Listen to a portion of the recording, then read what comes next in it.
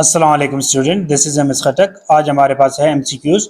Question number 1, what happens to the force of gravitational attraction between two small objects if the mass of each object is doubled and the distance between their center is doubled। तो हमारे पास दो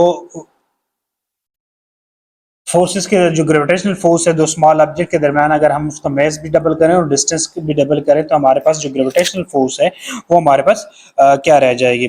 तो हम जानते हैं कि हमारे पास जो ग्रेविटेशनल फोर्स है उसका हम सोल्यूशन फार्मूला जानते हैं।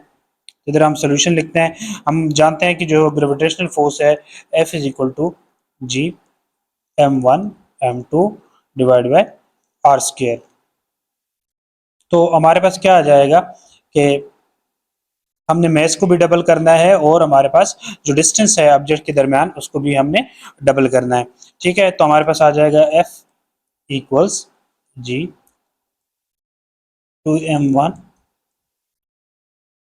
2m2 एंड डिवाइड बाय हमारे पास क्या आ जाएगा 2r स्क्वायर। तो r स्क्वायर तो r को डबल करेंगे तो ये हमारे पास 2r स्क्वायर आ जाएगा। सिंप्लीफाई करेंगे तो हमारे पास क्या आ जाएगा, ऊपर हमारे पास 4 आ जाएगा और m1 m2 divide bye 4r square आ जाएगा। तो ये 4 और 4 हम कैंसिल कर लेंगे तो हमारे पास जो f है हमारे पास क्या आ जाएगा G m1 m2 divide by r square क्या आ जाएगा।